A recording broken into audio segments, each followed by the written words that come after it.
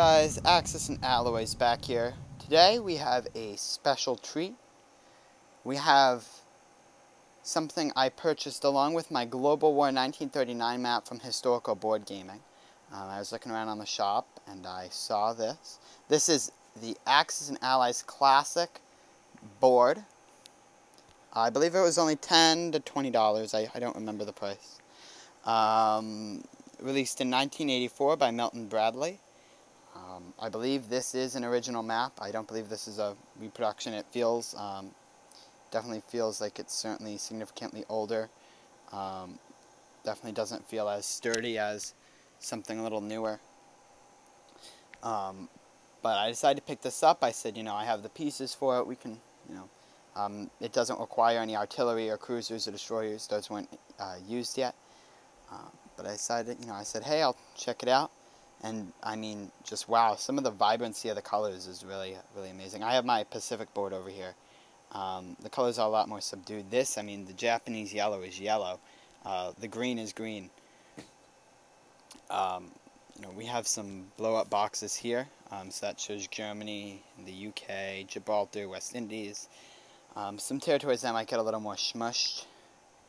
Borneo, Celebes, Caroline Islands, Solomon.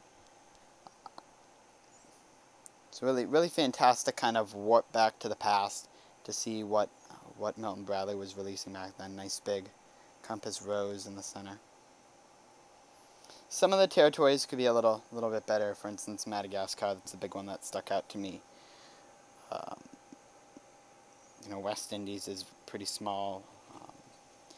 Definitely Western Europe, these kind of territories get very clogged up. Sweden is much smaller, the UK does have to be bigger for to fit all the troops there. But really cool. I'll probably cut in a little bit to show you guys what it looks like with troops on the board, all set up.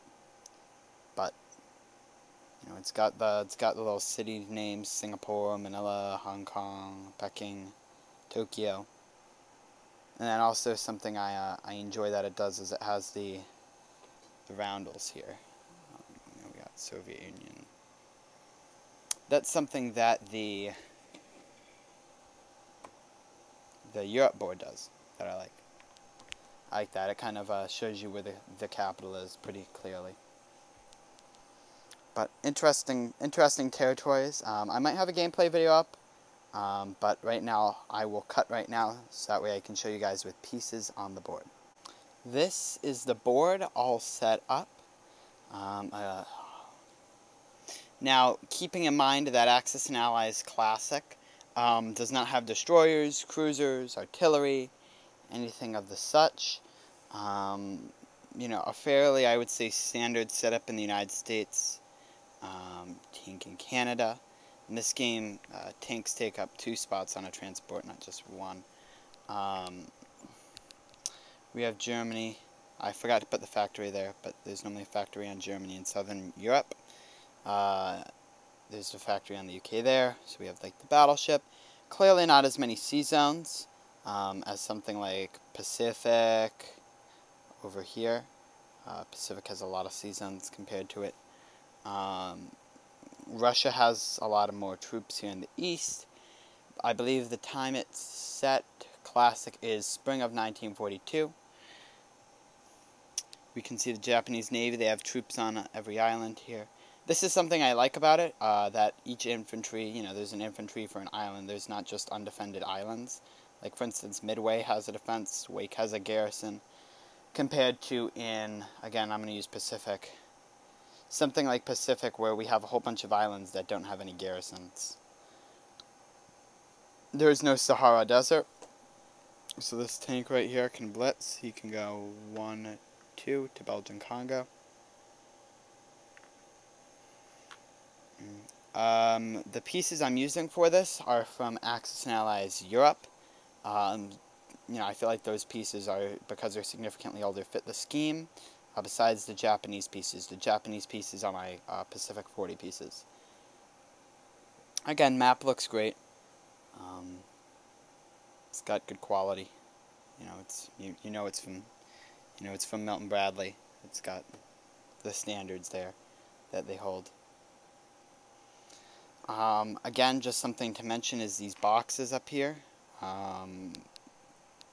Quite useful. Instead of needing a task force marker for Germany, you have the kind of marker already there. It takes up some unused C-zone. Makes things look a little weird here, you know, getting from here all the way over back to South America. But definitely an interesting setup in terms of what's in China, what's where, and how much a certain nation gets. The sea zones don't have any kind of names to them. It would just be the Indian sea zone. But you know, that's all right with me. I think Africa's done pretty decent. I mean, for the age, this is, I think, still aged pretty well. Colors are vibrant, very vibrant, in contrast to something like Europe or Revised, the older ones. Another nice touch I like is how they have little cities around. We have Cairo, Tehran, Moscow, Stalingrad,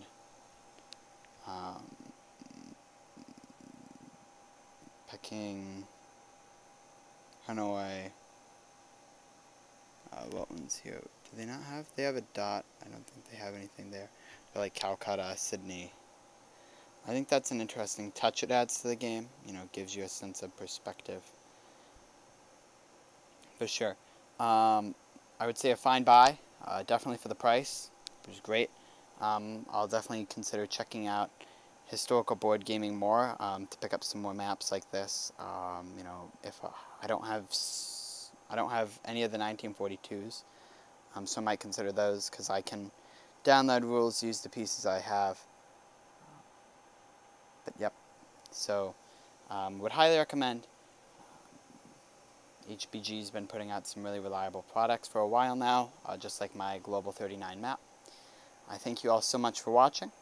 I should have the German turn up of my YouTube war with the Attic Nerd right after he gets the French one up within 3 days. So again, thank you for your viewership. Thank you for kind of taking a look back in time with me to Axis and Allies Classic from 1984. This is Axis and Allies, signing off.